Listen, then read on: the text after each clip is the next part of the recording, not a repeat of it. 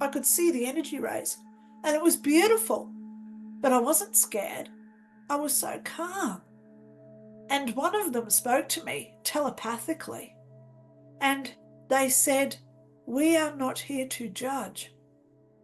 And instantly I knew that I was here to judge. I was here to judge me. Every action I'd done, every reaction I had done, every thought I had ever had is a creation of an intention that puts energy out there into the ether that causes a ripple that does affect others. So when I'm in an angry mood, that anger comes out of me like a ripple of energy and it affects other people. And this is what happens when we walk into a room and we smile, because our emotions are contagious. So everybody else starts smiling. What was the ripple that happened as a consequence of that? So we have to go through all those ripples. So I look at people in history. Let's go there with someone that we don't know, Adolf Hitler. Thank you Yeah. for saying that. I'm so glad you're bringing this up. I can't tell you how many times this is the example in the comments about what about the evil? What about the hell? What That's about all that's this? Oh my right. gosh. I'm so sorry to interrupt you. I normally do No, not you're talk fine. during somebody's NDE, but this is such a big deal. I'm so excited you're going to share this.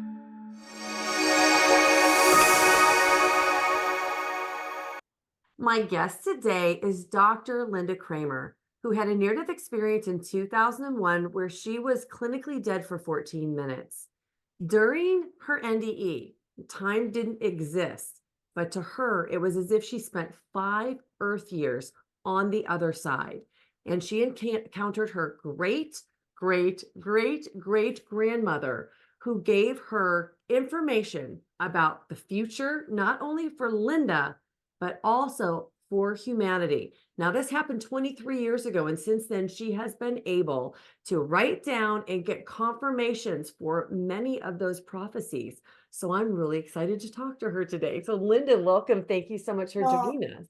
it is my pleasure to be here with you, Laurie. You know, I when this happened to me, 25 years, I don't know how long ago this happened to me. It's irrelevant, because when this happened to me, one of the big things that I kept getting told by my great grandmother, she said, "You must remember this because you won't be speaking about it for over 20 years." So isn't it amazing that we're now living in a time where people want to discuss and theorize about what is out there after our death? So it does give us that peace, that hope, and most of all, that belief that there is something after our death where we continue on living. So I thank you love so that. much I for love that having you me. explain that. And normally I let my guests start to tell me immediately like what their life was like before. But before we do that, because of what you just said, I want to ask you one question that I think will really help the audience as they're listening to your story. You were on the other side. Time didn't exist for 5 Earth years, and you had an 18-month conversation, which I love how you explain that. And I'll let you get into that when we're with your NDE. But Yeah. what I want you to tell everybody is how your memory of that NDE is different than our normal human memories when we remember a conversation we had with a friend or we Sure. remember a Yeah. dream or something to that effect. And I've got to be honest with you. I died 23 years ago. But when I close my eyes, I can still hear the music. I can still feel the energy. And I can taste the smell. Now, that contradicted itself. But when we're in heaven, everything is one. So when we smell, we actually taste and feel at the same time. So, and there's, we only have 5 senses here. But when I close my eyes, I'm still there, even though So it's it's as if it 23 years happened ago. yesterday. It's not as if it It, happened I 23 would years say, ago. even more closer than yesterday. It's almost like I'm still there now. Wow. When I Thank you go so to much. bed, That's yeah, so and helpful because people have a really hard time understanding why there's so yeah, much information and how you can connect to it because our human brains yeah, really don't work that way that's normally. right. Unless you've So got a here's, photographic memory, right? I wish I did too, Me too. Me but too. for your viewers, wherever you are right now, close your eyes and visualize where you are. You might be sitting in front of a TV, you might be sitting in front of your phone or computer, you might be sitting in your bedroom or your living area or sitting in your car. So close your eyes right now and Unless you're you know driving, where don't do you are. that. Yeah, but if you're driving, don't do that. But you close your eyes and you know where you are. So when I close my eyes and I think about heaven, I'm there. Just like right now, where I'm sitting in this chair with my red crystal behind me. I'm right there. It never goes away. It never falters or diminishes. It increases, in fact, every time I think about it. And it's That's beautiful. amazing. It It's is beautiful. beautiful. Yeah. Well, why don't we start with your life before this experience happened? Yeah, sure. So I was born back in the 1960s, and I'm honest with people. I was quite a sickly child. The doctors told my mum that I'd need heart, lung, and kidney transplants before I was 10. So I firmly believe that I had NDEs as a baby, being so unwell in hospital. Because the reason why I justify that is because I've always been a psychic. And believe me, through my PhD studies, I have researched the connection of when we're sick to people who have psychic abilities. It's almost like we're closer to that source of energy. So, growing up, I've always been the one who knew things before they would happen. I would know people's names. I'd go for the phone before it rang, that sort of stuff. I knew what happened to people. So, and then I started seeing ghosts when I was about 6. So I was the one who was different. And it was about 2 years after that that I realized that I had to turn it off for a few years. I remember lying in bed. I actually had this guy next to me with major critical injuries. And I'm under the covers screaming because I was only like 8 years old, thinking, I can't do this anymore. I need to switch this off. So take it away. So it wasn't until again when I was 12, my dad took me to London in the UK as part of his work. He decided every weekend he would take us to castles. And as a psychic who could see ghosts, what do you think I started seeing again? So I remember vividly being at castles and seeing ghosts. I remember being at the um, Tower of London, and I was actually saying to my sisters, "Look at the elephant. Why is there an elephant here?" And she said, "There's no elephant. What do you mean?" And it was only about 3 years ago that I found out that they had a zoo at the Tower of London. There was all animals on that very lawn where I saw these ghosts of animals when I was 12, which is 35 years ago. So I had it again. I got married early, which didn't work out. He used to call me the freak. He used to call me his witch. I was the party trick whenever we went to other people's houses who would like a free reading from Lynda type stuff. But we broke up and I ended up going to America.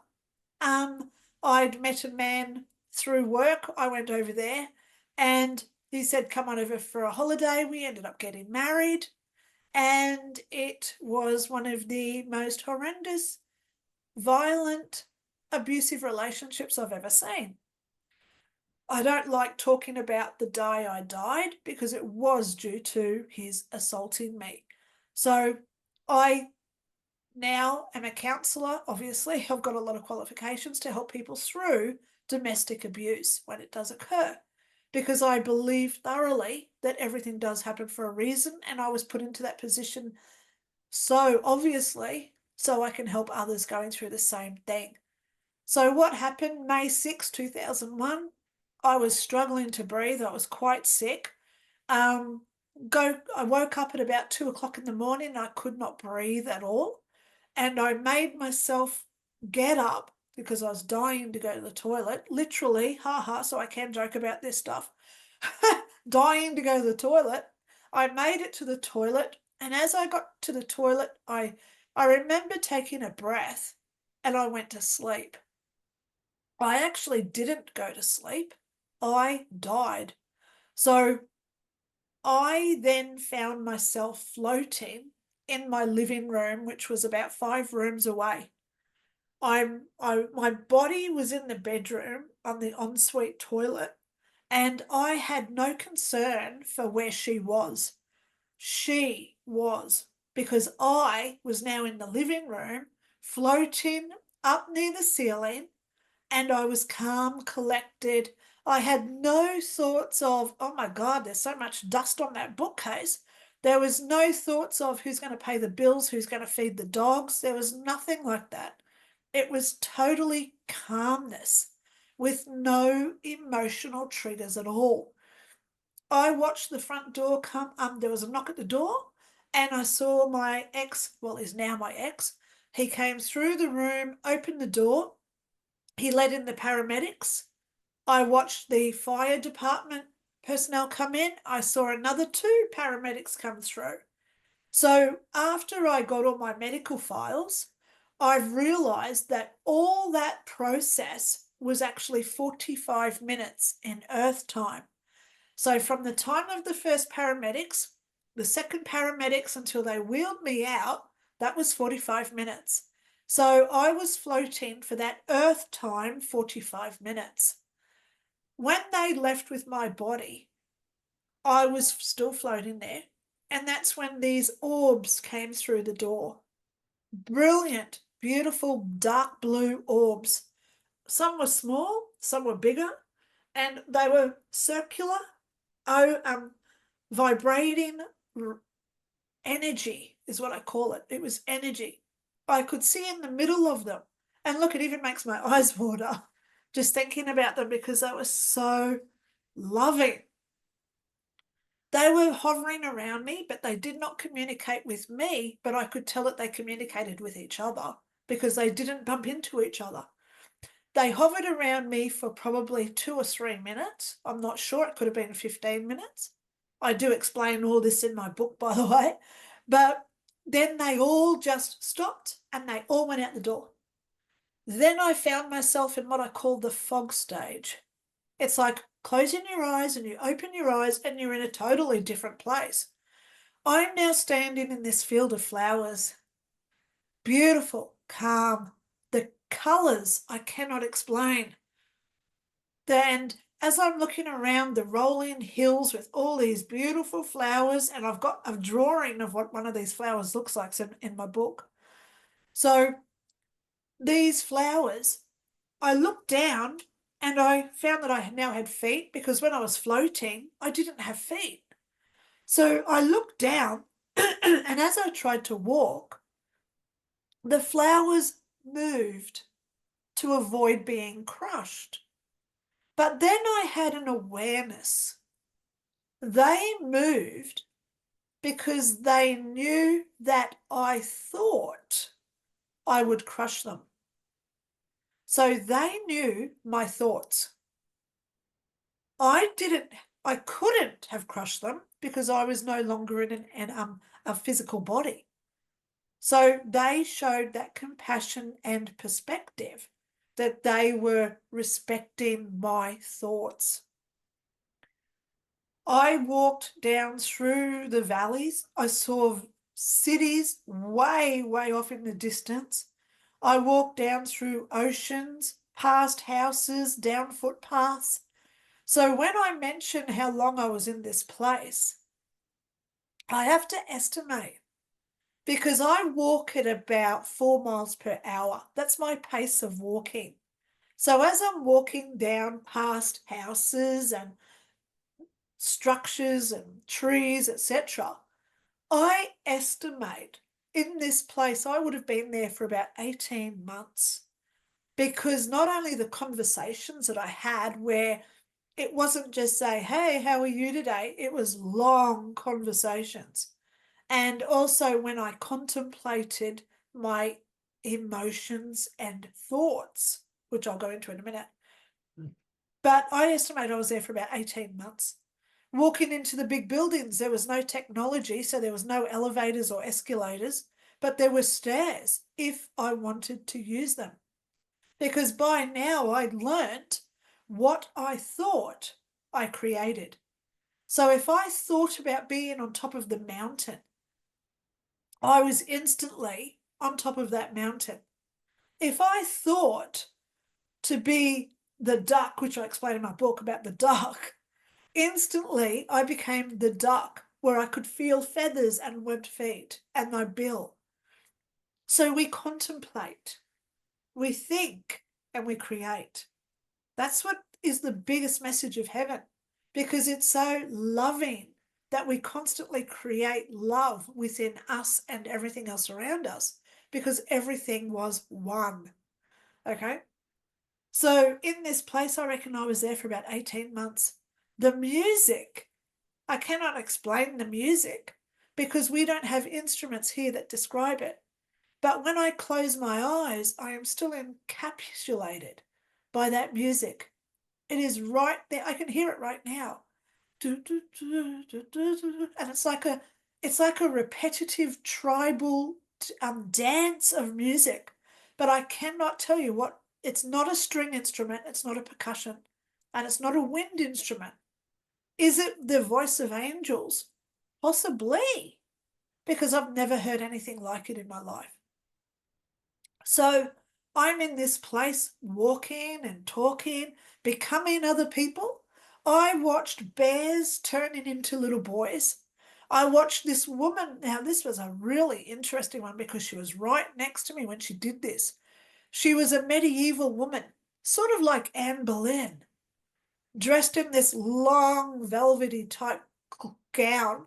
She had the nice headpiece from the 1400s or the 1600s, and instantly she changed and she became this 1970s hippie in a little flower power dress, mini dress, and she had a little black bob. I watched her and I instantly realized that we are not changing our appearance, we are changing our lives, because we're now at a soul level where we are all the lives that we had ever lived in that lifetime of our soul existence. So when we talk about past lives, I just didn't see past lives because in this place time did not exist. I saw people with such science sci-fi type clothes on 3,000 years in the future, because that's one of their lives that they had lived, even though it hasn't existed yet in our existence on this three-dimensional world. So there was no time in this place. Then I get this tap on my shoulder, and I now find myself back in the fog stage, and I'm now outside of this huge cathedral made of sandstone and wood.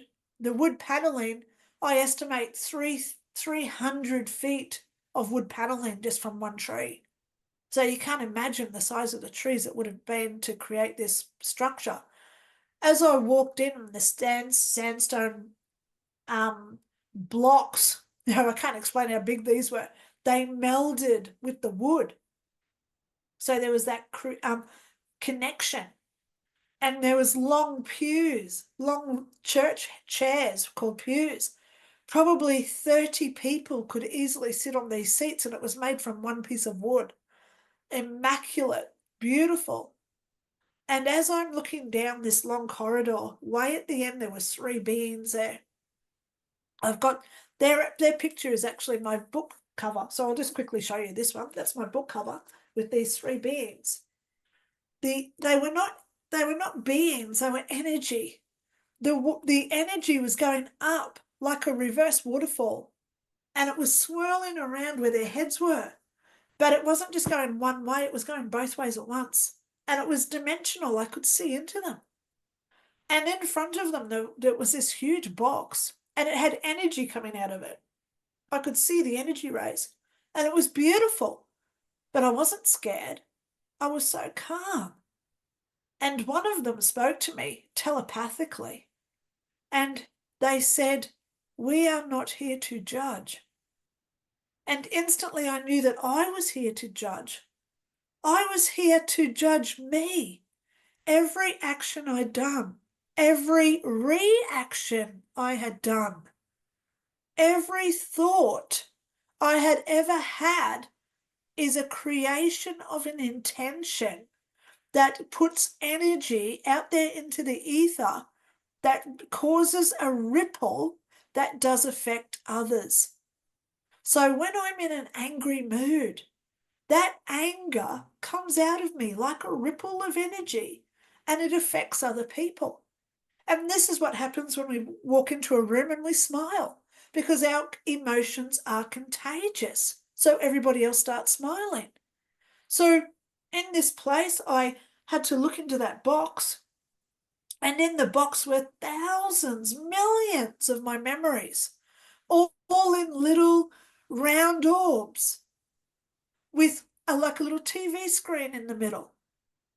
So I have a picture of what this looks like in my book, of what I drew to explain what it looks like. And as I pick out a memory and I'm holding it in my hand, first of all, I watch the replay of this memory to see it from an outsider's perspective. But then I became me. And I have to go through all the why did I do that? How did I do that? Why did you do that for? And then I become the other person or animal as the consequence of my actions. And I became their perspective. Why did Lynda do that to me for? Ouch, that hurt. Why did Lynda hurt me for? And some of my memories were good where I've been nice to people.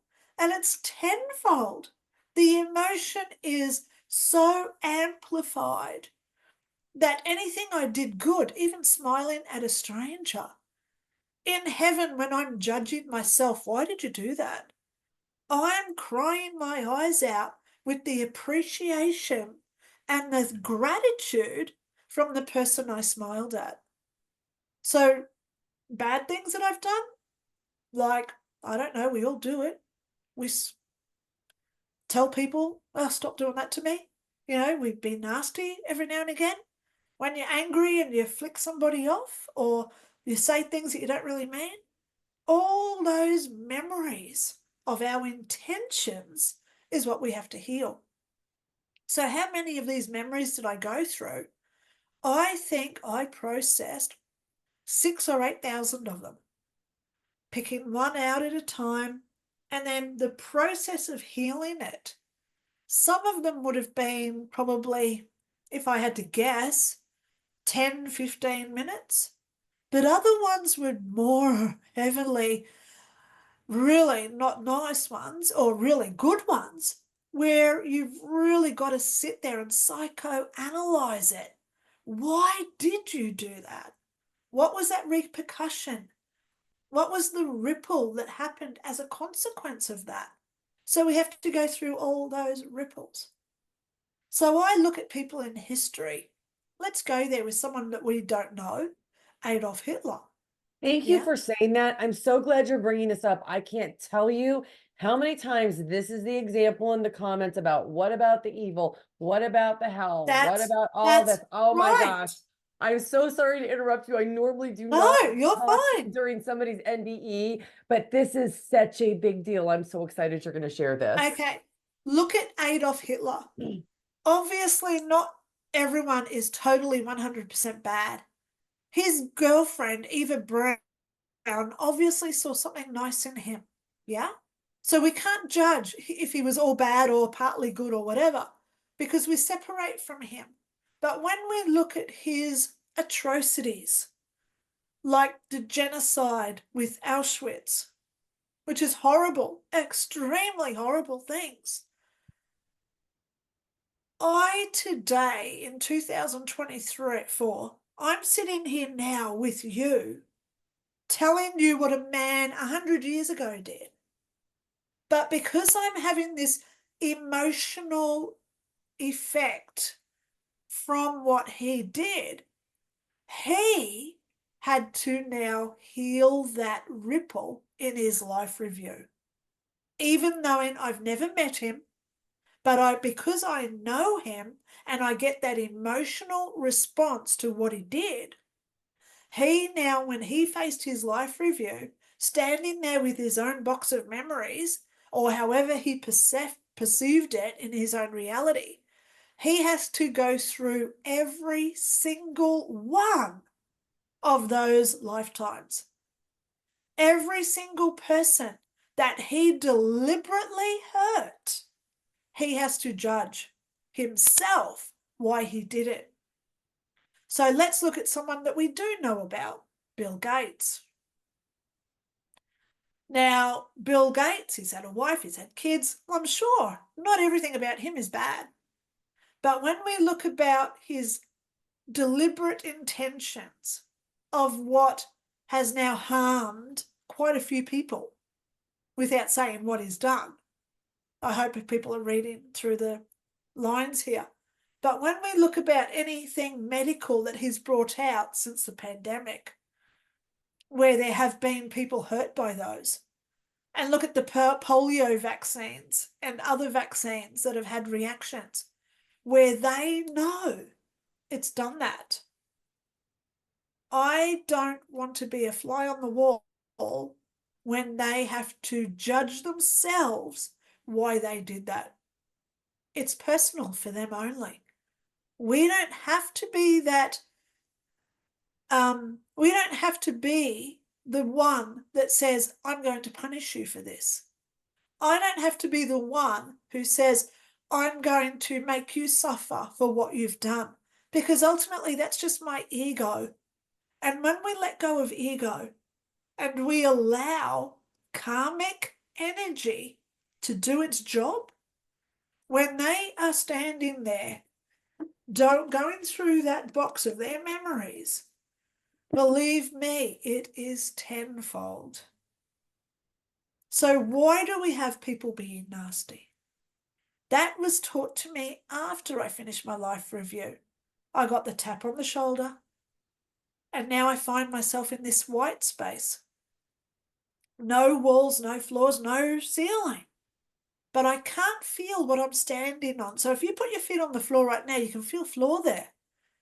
I couldn't feel floor. It was all white. It was like I was floating, but I wasn't floating. And way off in the distance was a woman. And as she walked, she got bigger towards me as she came towards me. She comes up to me and she's so angry and she says, "What are you doing here? You're not supposed to be here." And I said, "Well, what do you mean? I don't know where I am." She calms herself down and she's like flattening down her dress, like this. She says, "Do you know who I am?" And I said, "No." She says, "I am your great, great, great, great grandmother, Karina." Okay, this took me back a little bit because up until then, I've had 18 months like Earth time if I've been in my life review, processing all these thousands of memories. Heaven was so nice. And here I am having this woman sort of like yelling at me. So she starts talking about herself, where she lived, how she was brought up, how to make an axe out of a tree, how to make a device to do washing of laundry on, how to go to the toilet, how to cook bread. Extremely long processes involved, every minute detail. So if we were talking on a phone, this would have been weeks and weeks and months just talking about her stuff. But then she starts talking about me and some of the things that she said to me. Now, I remember her quotes, not like it was yesterday, but it's like I just got off the phone with her now. As soon as I close my eyes, I'm still there talking to her.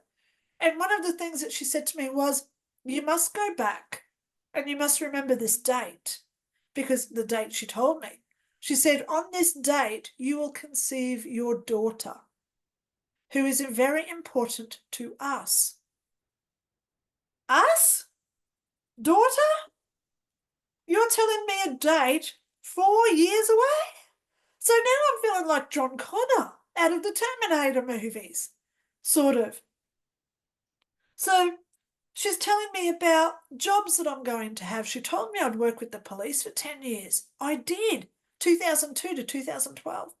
She told me I'd need 2 years off because of all the stress from that job, which I did because I got PTSD. She told me I'd work as a first aid trainer for 2 years. And she said, you must go there to learn the lessons of how to look after others. I was a first aid trainer for exactly 2 years, January 15 to January 17. How did she know that in 2001? She told me about earthquakes. She told me about that Indonesian tsunami where 250,000 souls would be lost. She told me, you will be sitting on your device, on your computer, and you will be watching the land to your to your east. The land will grow 3 miles from the volcano.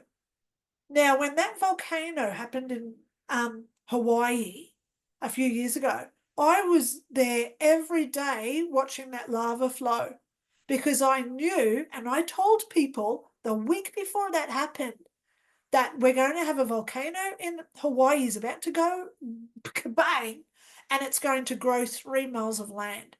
So I sat there every day watching that lava spewing out of that volcano and all the fissures where it grew 3 miles of land. She told me about the vaccines. She told me about COVID. She told me about how many millions would die over the next couple of years. But then she said, from 2025, we enter this space where a peace can come. So she told me about 2025 till 2030, where people start,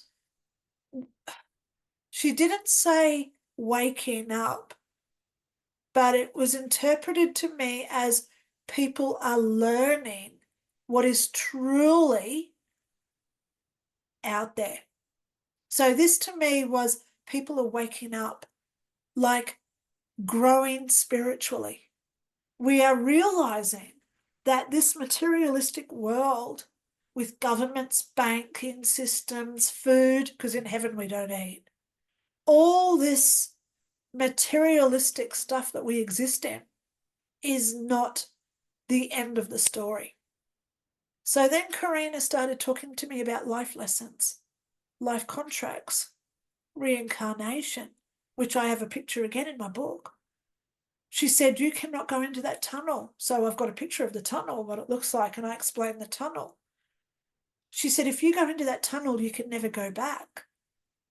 And that's where I said to her, what do you mean go back? Because I don't know how I got here in the first place. She said to me, she was telling me things like, how do we learn self-sacrifice unless we are a child who dies before we are born? How do we learn to grieve unconditionally for somebody unless we are the mother of that unborn child? And how do we learn forgiveness and understanding of other people's issues unless we're the father of that unborn child? That's how she spoke. So when she was telling me about bad people doing bad things, she said, how do you know what is good unless you see someone who does something wrong? How do we learn to be better unless we personally experience trauma, grief, and uncertainty to make us stronger to be that strength for others? That's how she spoke. So in this space, how long was I with her? I estimate about 18 months, 2 years. You know, when you sit there and you're on the phone with a friend and you're talking back and forward, and then you look at the call log and it says an hour, you can actually sit there and think, okay, this is what we spoke about in that hour. When I spoke to Karina, I have to estimate that at 18 months to 2 years because that's how long these conversations were. And it wasn't like it was a knowing like in heaven. It was back and forward talking out of our mouths, talking, not telepathic, where it took time to say the sentence structure, to make the words. Because in heaven, when we speak, we don't have to say, "How are you today?" We think, "How are you today?" And it is known instantly by the other person, because what we think, we create. So Karina says to me, after she tells me about life contracts, life lessons, why we come here, what is reincarnation, what are soul's purposes, why do we leave heaven? Pardon me. I explain this in my books, because I've got 4 books. How do we learn to love constantly unless we're taken away from that? So we learn the value of it. So I say in my book, imagine the first day that you go to the beach, you're excited, you're exhilarated, you run down in that sand, I'm at the beach. The second day you run down, it's like, oh yeah, I'm at the beach. Third day you're there and it's like, oh yeah, here I am again. So we lose that passion, that excitement, and most of all, love for what we experience. So we come here with all these dramas and illnesses, stress and bills. So we keep that love alive by creating it, even in all that adversity of all this nasty stuff coming at us. How do we learn to love unless it's taken away? So we value the importance of it. That's what she said. So then she said, it's time to go. You've got to go back. And I said again, how do I go back? I don't know where I was. She said, Lynda, haven't you worked it out yet? Think about where you were and you become where you were. So I closed my eyes and I thought about the house where I lived with my ex-husband. And instantly I'm now finding myself in a hospital bed. And I've got this extremely horrible pain in my arm from the blood pressure cuff, doing my blood pressure. It hurt severely because remember, 5 years I've been gone where there's no pains, no aches, no cramps, no bathroom breaks or food. This was so new to me, having to deal with pain. And as I sort of wake up and I'm opening my eyes, because I'm very short-sighted, which didn't help this day, but I can watch them as they're pulling the blue tube out of my lungs because I've been on life support. That wasn't too good, by the way, because I could see it very clearly. And I can hear the nurse, "Are you there, Lynda? Are you there? If you can hear me, squeeze my hand." So now I've got a hand and I'm trying to physically squeeze her hand. And I could hear the nurse saying, "She's here, she's waking up, she's waking up." That's me coming out of my coma. The next thing I know is I try to sit up, which didn't work, which again, so unusual because I had to learn how to use muscles. I didn't have muscles. I'm this energetic being who can become anything. I'm sort of like impervious to all this. I'm invincible because I'm an immortal energy force. But now you're telling me that I'm a mortal being in this blubber of DNA and jelly that creates our body? What? So I find myself in this one room. They put me into my own ward. I've got my own separate room. The nurse walks in and she says, "How are you going?" And I said, "It's all right, I'm talking to them." She's looking at the corner of my bed, she's looking at me, and she says, "Lynda, there's no one there." And I said, "Yes, there is. There's a dog.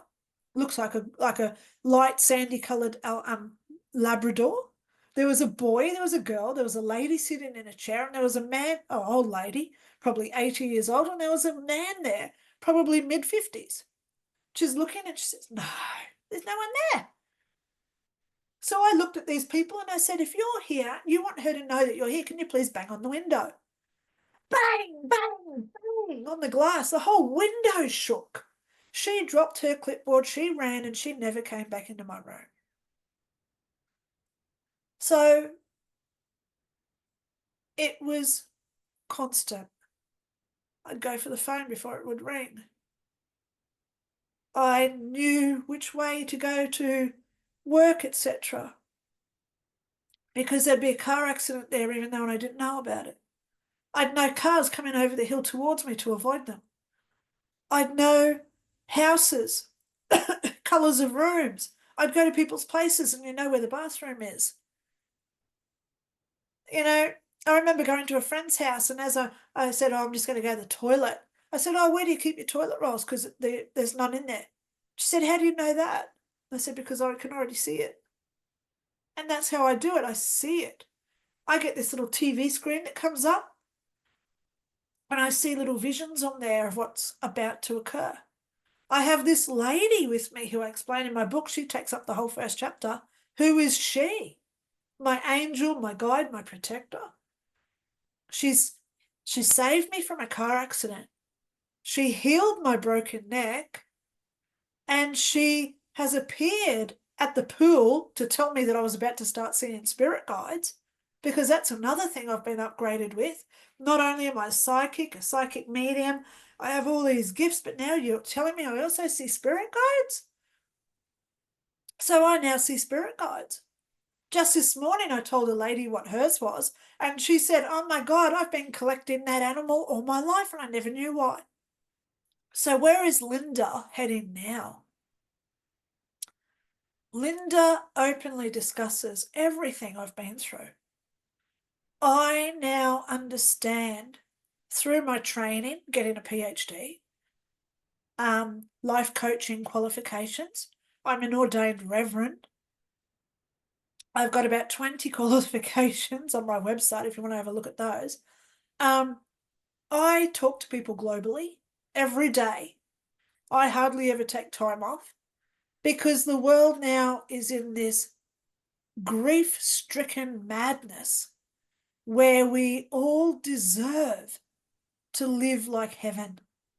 So who better to teach others how to be like heaven unless it comes from somebody who's been there to experience it and to learn from it.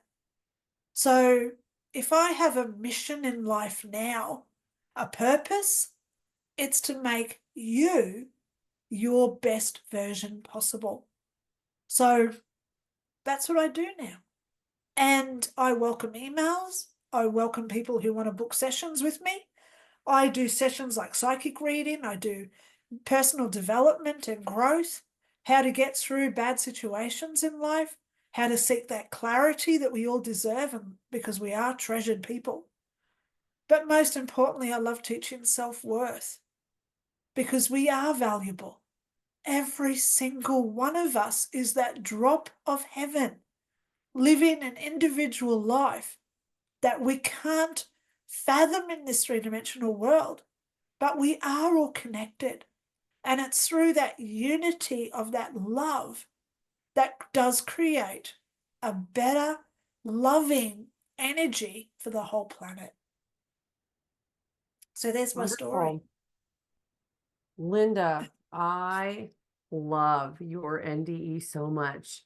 While you were talking, I was reminded of about maybe 2 years ago hearing your story, and I had forgotten. So one of the things that I began doing when I started this channel, started interviewing people who had near-death experiences, is I specifically sought out people who had life reviews because I felt that that was the most impactful information that I ever got from anybody's experience, was understanding this ripple effect that's so dramatic that a smile can stop somebody from creating something in their life that they might have created had they not had that interaction with you. And absolutely ties into soul contracts and everything, but I had forgotten how detailed your life review is. And I want to tell you, your life review of all the, I mean, I've listened to, watched, read over 2,000 at least now near-death experiences. It is the most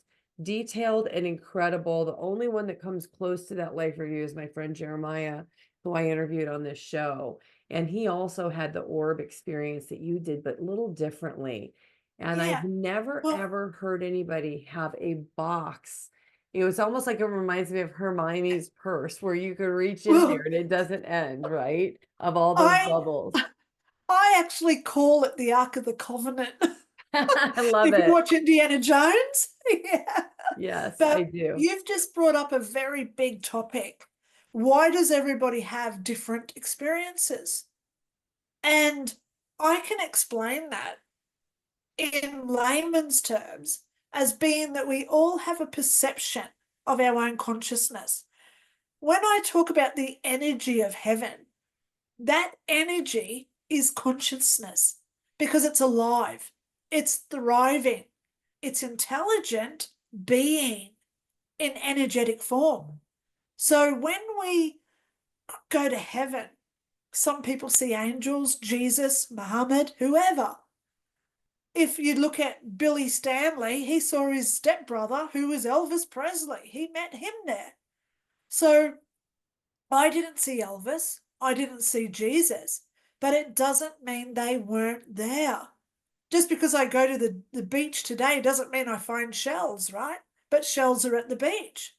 So we have to step back from our egotistical desires of what we want to create in heaven or what we perceive to be there and just allow our own consciousness to take us there.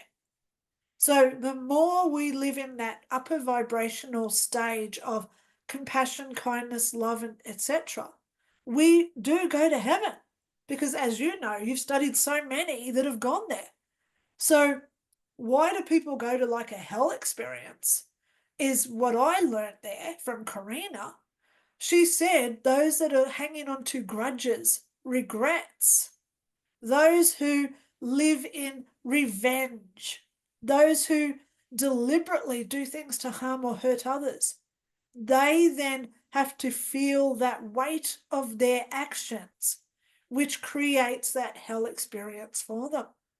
So, one of the books that I've been working on is Hell Explained, talking about the TV show Lucifer, because there's some really good quotes in there. It's almost like someone went to hell and they've realized what it's like. So I've got quotes there from the Lucifer. I've got about 6 different episodes where they do talk about the hell loop that we create through that consciousness of a perception where we are not good enough because of our actions. So I talk about how to get into a better loving environment, which was going to be my book, Love Explained. But then every time I write Hell Explained and every time I get into Love Explained, it's almost like, stop, Lynda, because she talks to me as well, whoever she is from chapter 1 in my book. But I have always stopped back. So now I'm starting another book and it's called Outer Consciousness Explained. Well, before you go into Where, that, I want to stay on the hell part. Hold on a second. Don't go that direction yet. We'll come back to that sure, because sure, this hell part I think is really, really, really important. The reason it's important is because I read every single comment that is posted on my channel. And when I present a concept that goes against religion, oh all yeah, of the people who have that belief system start asking about what about hell? What about the that's right. devil? What about the Satan? Yes, What about the Bible? What about all these things? And I'm going to make myself super vulnerable because I do not know what you're going to answer to this question I'm going to ask you.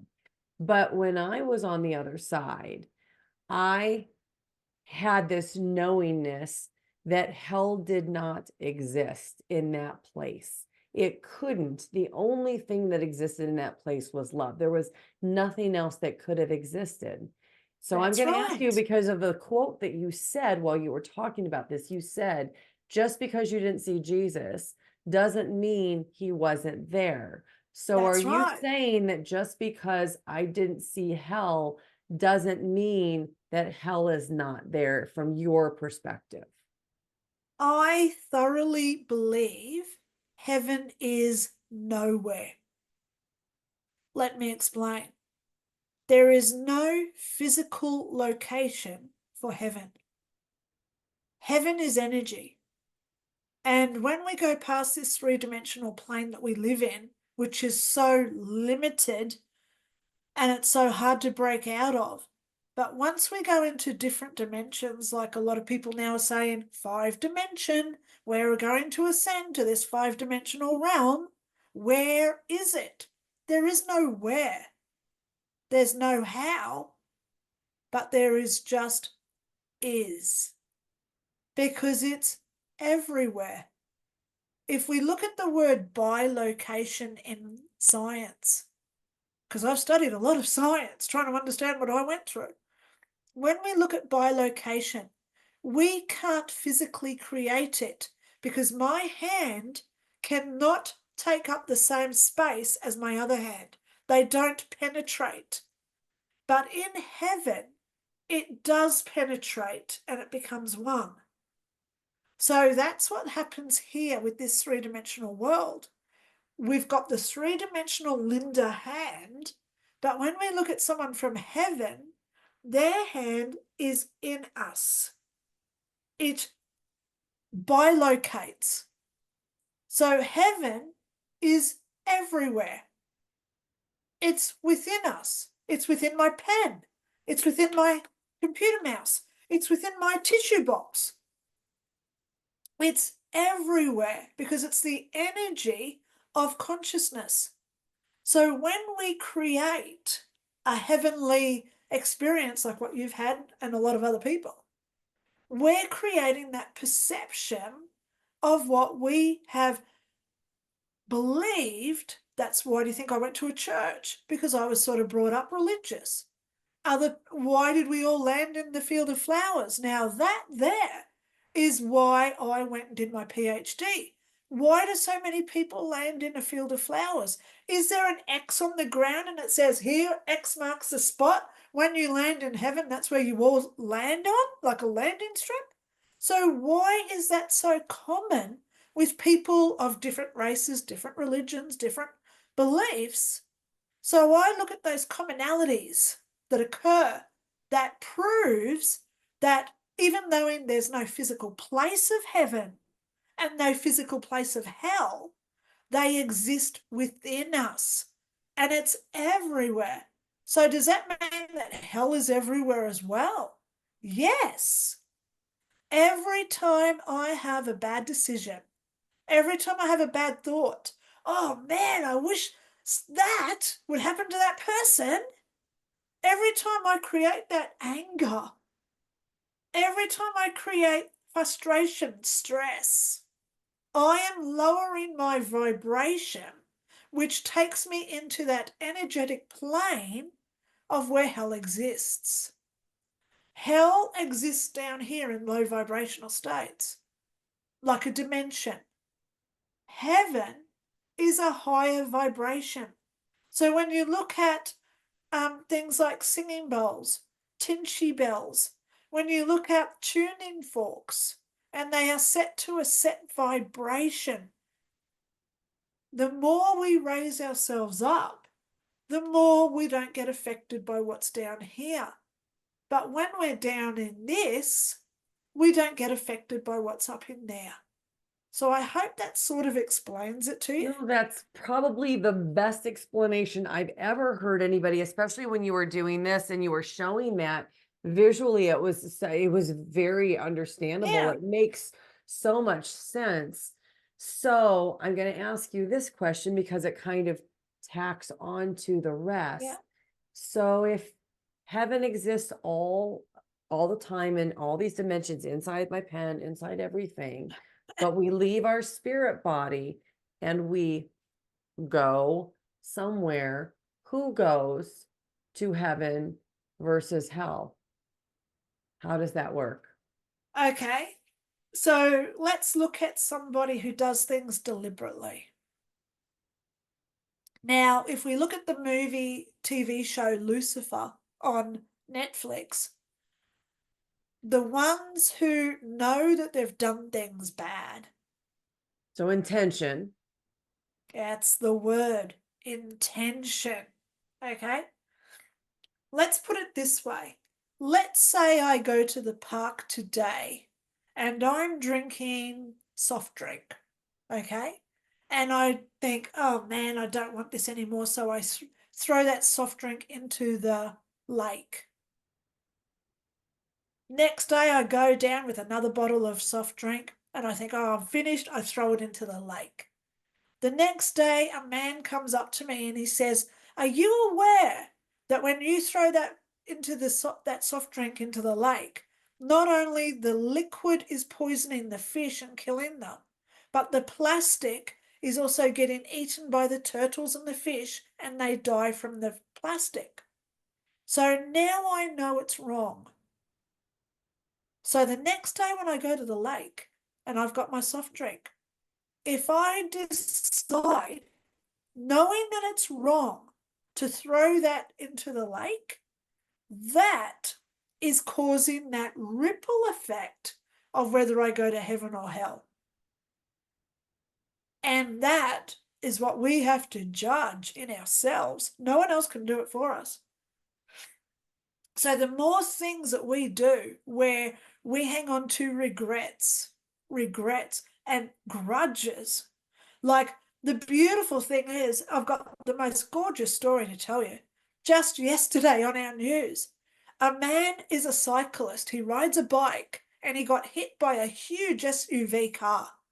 So he fixed himself up, and every day now, when he's riding on his bike, he's got a key and he goes down all the big SUVs and he's scratching all those cars.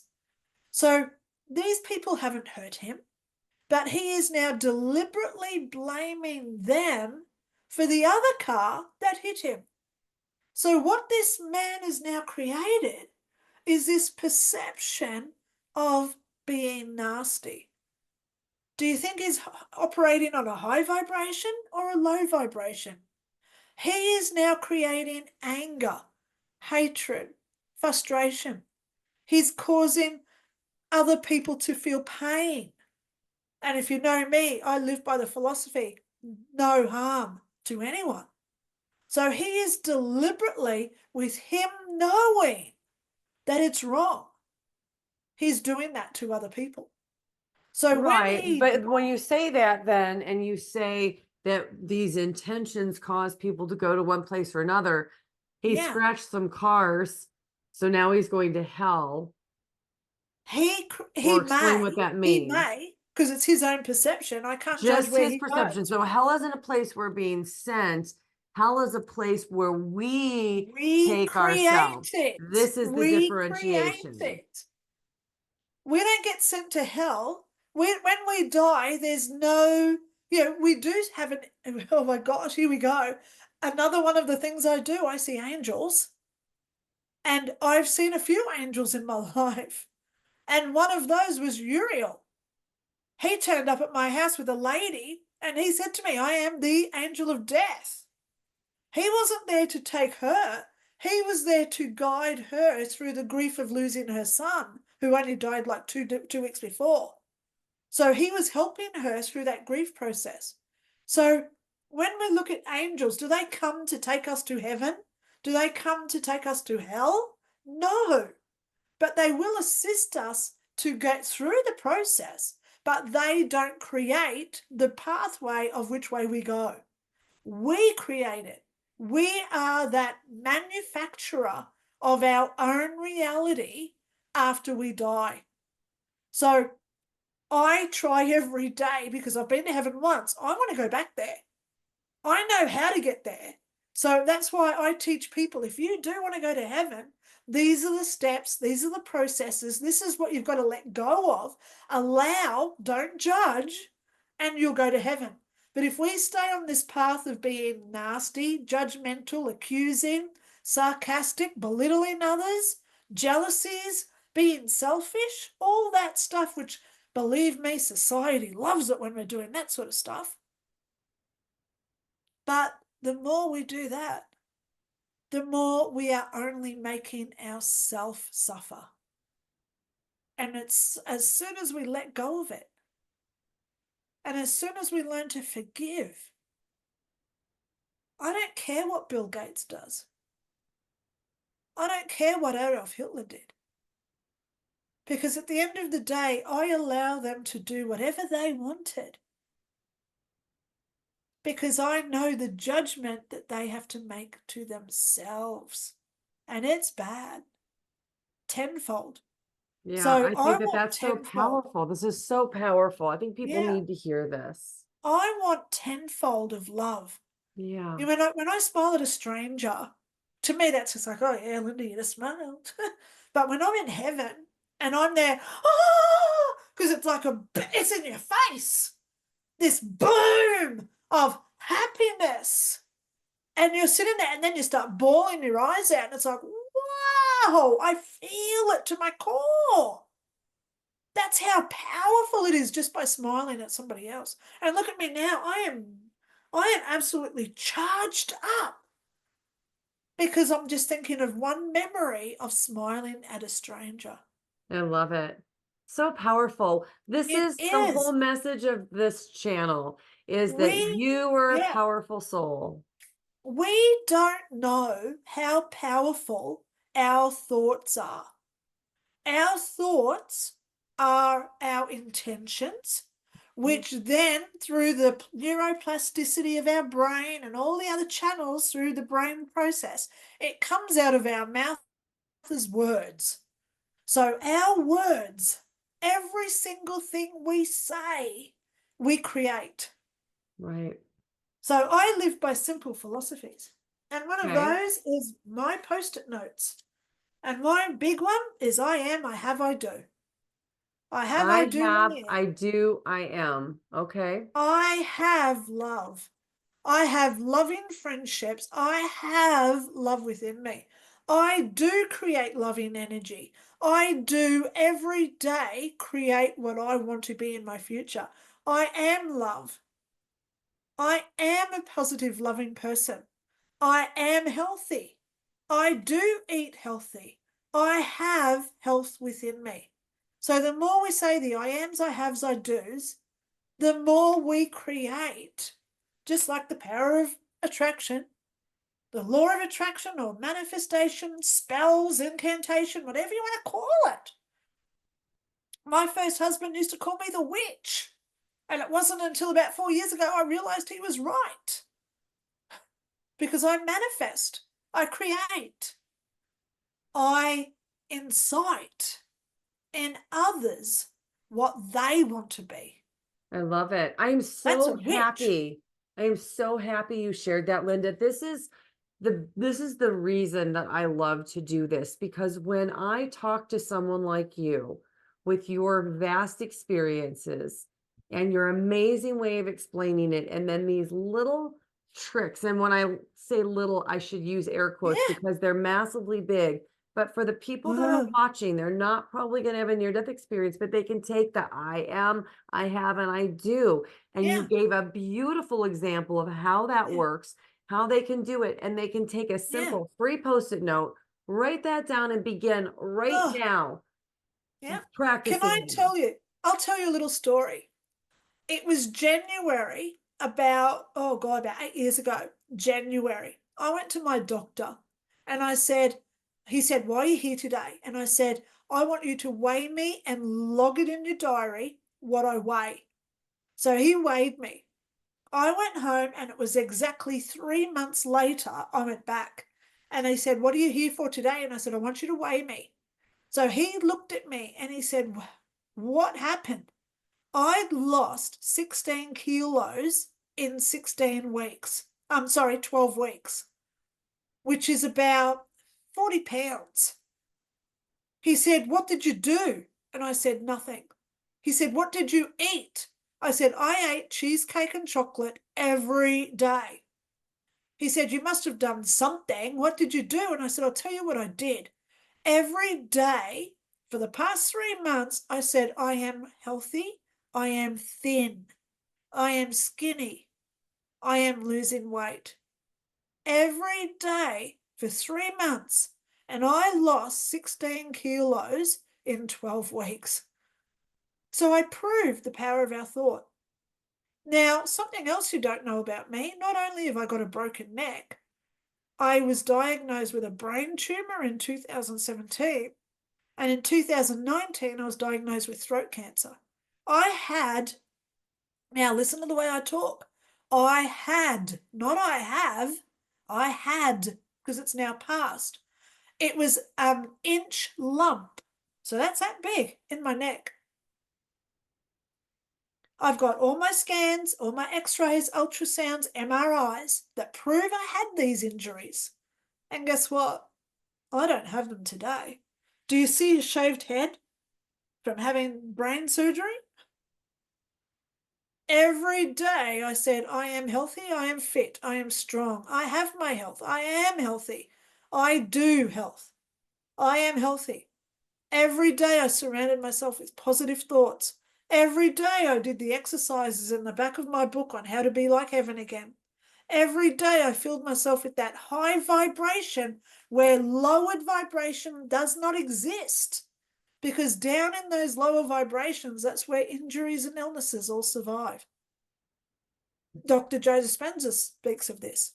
Yeah, he So does. I follow along. Well, I didn't know about Dr. Joe until about 2 years ago, but that was after I cured my brain tumor. Because someone said, well, you do the things sort of like Dr. Joe does with healing ourselves. We all have the capacity to heal ourselves. It's only if we want to do the constant 24-hour work in obtaining it. Right. So I've proven it, not once, not twice, 3 times. I love I it. have an x-ray that a doctor looked at only 3 years ago, and he said, Lynda, you should be a quadriplegic because C2 and C3 in my neck are not connected. Wow. My gosh, Lynda, this has been so much fun. And I'm sure that the people that are watching are going to want to connect with you. So tell Sure, people who are watching how they can find your sure. books, what your books are, Okay. and how they can work with you. Well, my name's spelt differently because my mum wanted us all to be different. Well, she got me, I'm different. My name is Lynda, L-Y. Why did she put the Y in there? That's what I say. Lynda. My middle name is Ray, R-A-E. So if people go over to lindaray.info, not com, info, because I do information. So I used lindaray@info. That's my website, and there'll be links that you've got too. On my website, I've got a custom submission where you can email me.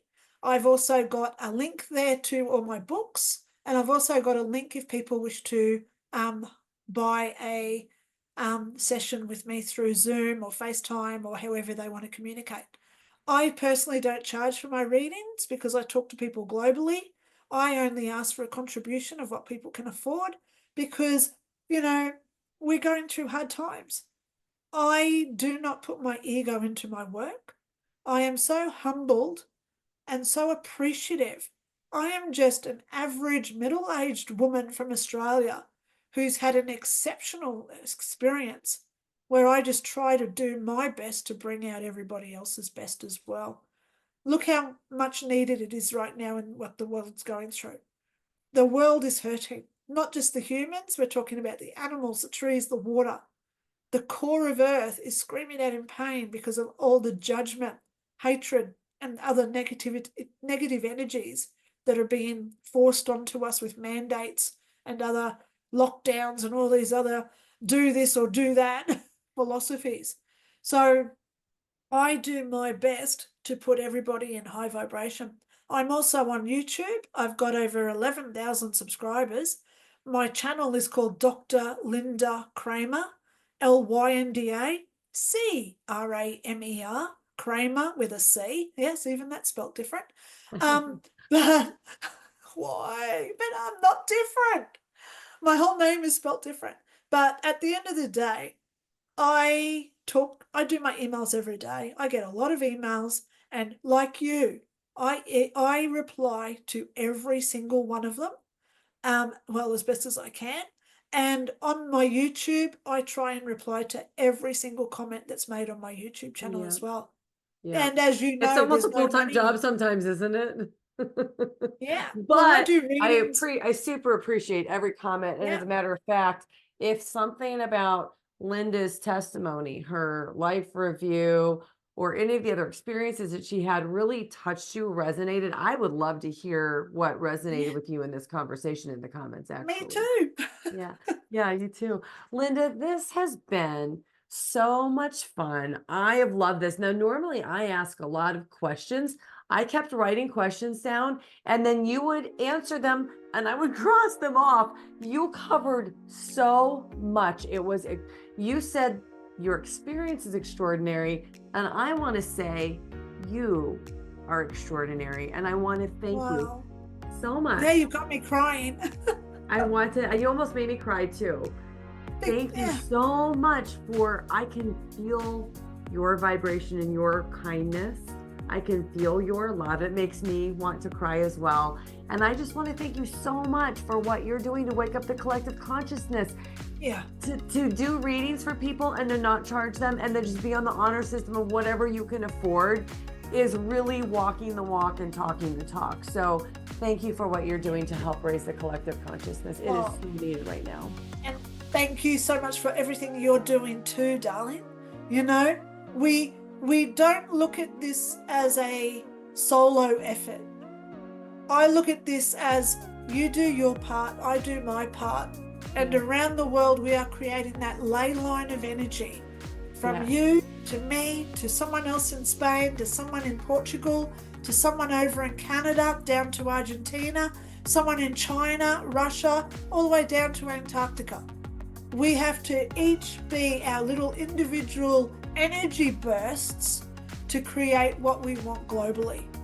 So even just thinking a happy thought at night creates that ripple that does go out and get felt all around the planet. Yeah, exactly. Oh my gosh. So thank you so much. And also thank you to everybody around the world for watching. Thank you too. Next up, check out this playlist of other NDE interviews. Please like and subscribe. It really helps this channel to grow so I can bring you more content. Thank you for watching. I'm so glad you're here.